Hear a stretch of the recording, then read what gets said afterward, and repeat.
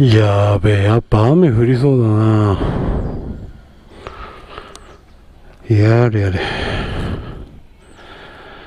はあ、やっとバイクが戻ってきた。ああ、長く感じた1週間だったぜ。と言っても預けたのは2日ですけどね。はあ、乗れなくなってからほぼ1週間。はあ、やっとバイクに乗れる幸せをかみしめております。でも、バイクの運転技術はさっぱり一向に上がりません。これぞまさしくアスカゼクオリティ。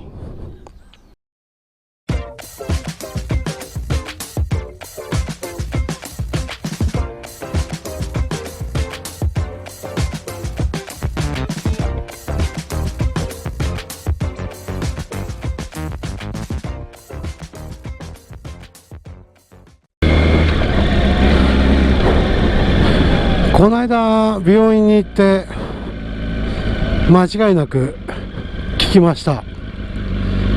一緒に順番待ちをしてる隣のおっさん、折々一回りか二回り年上かな、おっさんがノリノリのキレッキレで思いっきりビブラートを聞かして鼻歌を歌っていました。病室で鼻歌をノリノリで歌っておりました。それを今から再現したいと思います。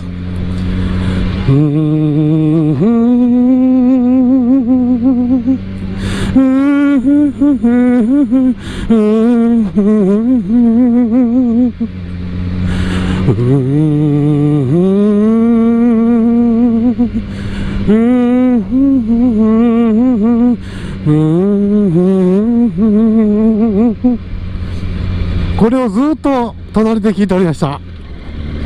笑いをこらえるのにどれだけ大変だったか、皆さんお分かりですか？病院で笑いをこらえるのが、病院の待合室で笑いをこらえるのがどれだけしんどいことか、皆さんお分かりですか？掃除です。こんにちは。今藤枝市の総合運動場におります。これからまた家に帰りますけど、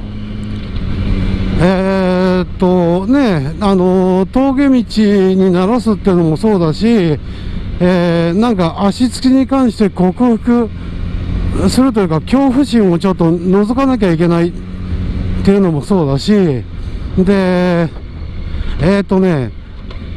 おいらね、家の作りの関係で家に帰るときって、外から家にこのバイクで帰るときって、左折にしろ右折にしろヘアピン方式で帰らなきゃいけないんですよ。要は U の字を書いて家の中に入るっていうの。でこの間ね、身延に行った時に3回目に右に転んだ時は、家の前を右の U の字に入ろうと思ったら右側にこけちゃって、ステップの付け根ごと落ちちゃったっていう、そういうことがあったんですね。それを克服しないと一生俺左からしか入れないっていうバイクライフになっちゃうんですよ。でそれも怖いんで、今から帰って右の U の字で入ると。でそれまではできてたんですよ。納車してから運転歴は短いとはいえ、バイク走り終えたら家に帰るわけだから、これまでは行けてたんですよね。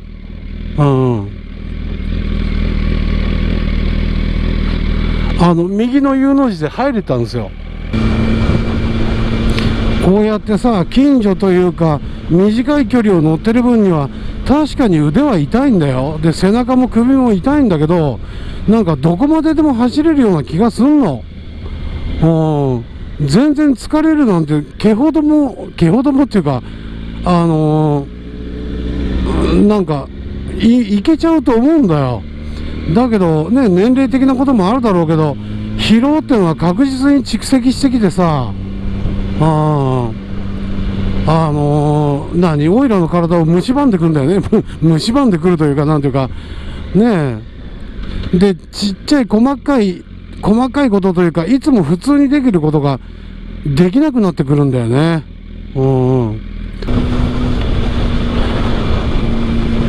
前の動画でも言ったように、この右側のステップですね、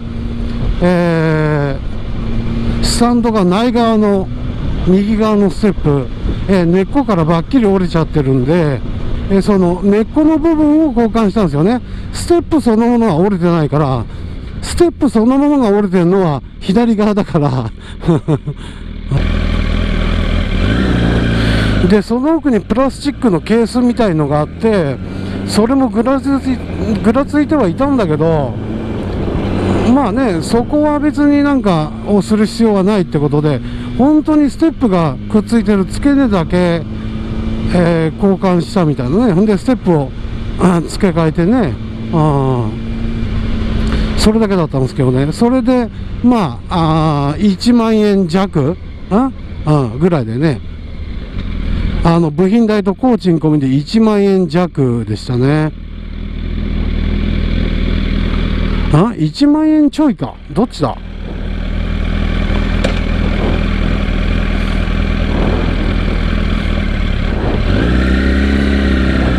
しかし好きだわこれ。自分のバイクが車に映ってるのを見て、なんかつくづくかっこいいわ。もうすっかりナルシストになっちゃってますけどね、めちゃめちゃかっこいいわ。好きだわ。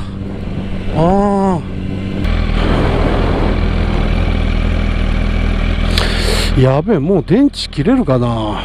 最近電池の切れ早いからな。今の喋っとくか。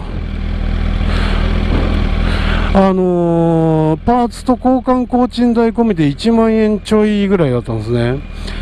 で、まあそんなもんかっていう感じではあったんだけど、ただ俺はバイクを取りに行くのにね、家には取りには来てくれたけど、ツイッターにもあげましたけどね、軽トラに乗っけて取りには来てくれたけど、配達まではしてくれないんで、俺取りに行かなきゃいけないんですよ。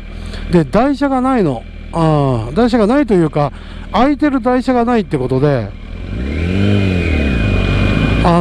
台車が空いてればもらえたんだけど、台車がないんで、結局タクシーで行くしかないんですよね。そのタクシー代がまあ大体2700円ぐらい。自宅からレッドバロンの近くまでですね。レッドバロンまでは行かないんだけどね、なんかタクシーで乗り付けるのかっこ悪いじゃん。なんかだからちょっと歩くんだけど、まあまあ車この辺なら止めれるなってとこまで、ちょっとレッドバロンから離れたとこなんだけど、そこまで行くのに2700円ちょいぐらいかな。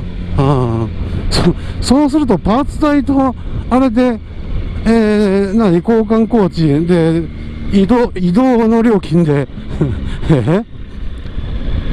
いくら ?1 万3000円ぐらいしちゃうんだよね。ちょっとこれはでかいんだよ。なんかタクシー代はなんか嫌なんだよ、俺的に。ですからね、今後はちょっとなんていうの、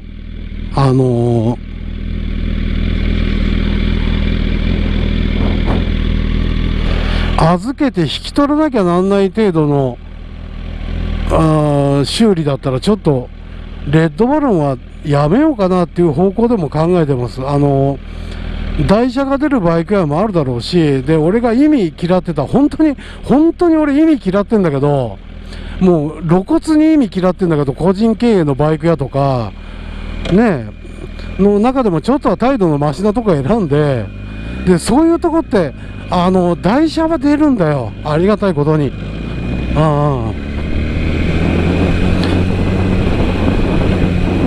でせめて台車が出ると違うんでね、俺としてもさね、原付でいいから台車が出るか出ないかって結構でかいんだよね。俺今んとこレッドバロンでいろんなことしてるけど、一度も台車が出たことないですよ。特に納車は出ないんですよ、台車が。修理で台車が出るかどうかなんで、あと車検とかね。で、多分だけど、これははっきり聞いてないけど、車検最優先じゃないですか、多分ね。で、特にオイラみたいな修理になったら突発的なもんだから、車検は予約制だから、その中でいろいろね、台車のやりくりをできてるのかもしれないけど、今後はちょっと預けなきゃならないレベルの修理は、ちょっと別のところでって、あれだけレッドバロン好きだったけど、タクシー代は痛いもんね。もし修理代が大して変わんなかったら、タクシー代の分だけレッドバロンの方が高いって話になっちゃうもんね。これはやばいよね。今だって足つきのね、その信号待ちのいわゆる停止の足つきで緊張はするけど、毎回緊張はするけど、何の不安もなく足つけれるもんね。あれがなんかまるで別のバイクに乗るかのように疲労が蓄積してきて、おいで簡単にコテンってこけちゃうんだよな。やっぱり疲労はでかいし、あとね、靴の差もでかいよね。道具のせいにするっていうのは俺でも本意じゃないんだけど、これがまた安物買いの宿命かね。いわゆるアスカゼクオリティってやつですかね。ちょっとだからね、シューズについては、こだわるというか、高いシューズを買うって意味じゃないし、で、確かに冬用シューズは欲しいなってね、真冬用のシューズは欲しいなとは思ってるけど、そんな高いものは買えないんで、シューズはちょっと今後注目していこうかなというふうに思ってます。特に足の曲がり具合。この足の曲がり具合のいい悪いで、悪くてもいいんだよ。悪くても疲れてない時はいいんですよ。いけるんですよ。ただ疲れてきた時に差が出るんですよ。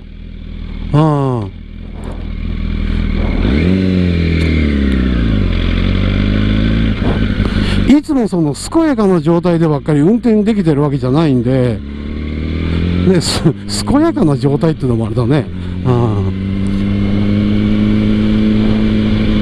今だって腕も痛いし肩も痛いしね、一番先頭で信号待ちするとき信号を見るのが辛いですよ。辛いんだけど嫌じゃないというか、だけどこけて周りに迷惑をかけたりとかで、こけてすぐ治るとかだったらいいんだけど、今だって左のステップは折れたまま乗ってますからね。で、カウルのあっちこっち傷だらけでそのまま乗ってますんで、お恥ずかしながら、それでいいんですよ。ただ、入院しなきゃなんないくらいの、なんか大きな修理になって、それを取りに行くっていう形になってくると、ちょっとレッドバロンは落第だな。だとしたらね、今日は右側から帰れるんだな。今日帰るの左側からだな。次にもしね、デカめの修理のなんか必要が出てきたら、じゃあね、これちょっと手間かかっちゃうけど、レッドバロンでいくら、他のなんか個人店なりなんなりでいくら、ね、で比較して、プラス2700いくらだよね。レッドバロンの場合はね。で、台車が出るところは、プラスガソリン代1000円ぐらい出せばいい？わかんないけど。下手すりゃガソリン入れずに返すよね。そこでちょっと値段の比較をして考えようかなっていうふうには思ってますけどね。いやね、前の動画でも言ったように、俺はちょっと致命的に、欠陥というか、致命的弱点で、どうしてもなんか足を早めに出しちゃう癖があるんで、今意識して遅めに足を出そう、遅めにしようって、これまた意識してね、やってますけど、これが疲れるとやらなくなってくるんですよ。油断しちゃうんですよ。で、早めに足ついて、ずーっと足が後ろに行って、やべえ、踏ん張れねえってなっちゃうんだよね。もうこれは教習所時代から全然治らねえな。よくそれで教習所のソファーも倒したりなんかしてたんですよね。ああ、だけど NC はそれで立ちこけさせたことはなかったな。何が違ったんだろうな。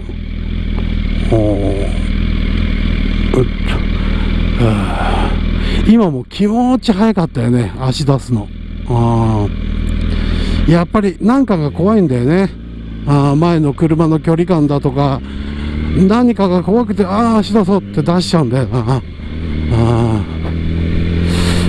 まあ車間距離は十分取ることで対応はできるとは思うんですよね。まさか SS に乗り換えてこうやっていろんな自分の癖を思い知らされるとは思わなかったですよ。何より自分の体力のなさを思い知らされるのは本当に辛いね。年を感じるね。それと同時に、例えば名前出しちゃって申し訳ないけど、ジスペケの S1000 とかね、あの辺のバイクの正当性が分かってくるよね。裸足には聞いてた話だけど、いやもう SS はきついと、こんな前傾なバイクは。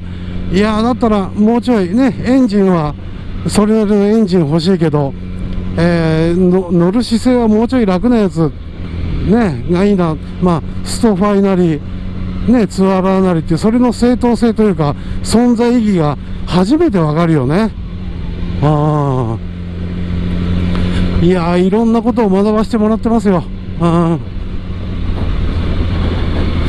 ただこのバイクにどれだけ慣れるかの問題もあるけど、体力はなかなか戻ってこねえな。今日もバイク屋に言われたよ。もうちょっと鍛えなきゃいけませんね、だってお前はなんだ、俺のトレーナーかって言いたくなっちゃったけどねもうちょっと鍛えなきゃいけねえんだと。腕立てでも始めるか、おい。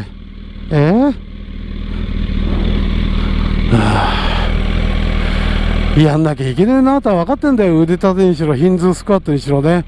たとえせこいとはいえ、1日10回とはいえさ、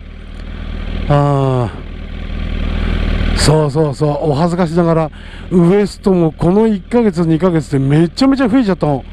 体重とウエスト。またこの話は改めてしますけどね、明日も出かけますんで。明日も暑いだろうな。明日どこ行こう。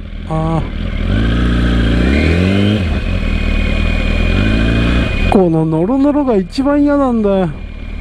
なんでみんな左曲がんだよまっすぐ行けよ関係ねえか。俺が言う問題じゃねえか。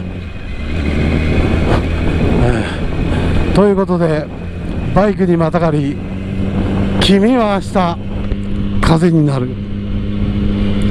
明日もバイク乗りますよ。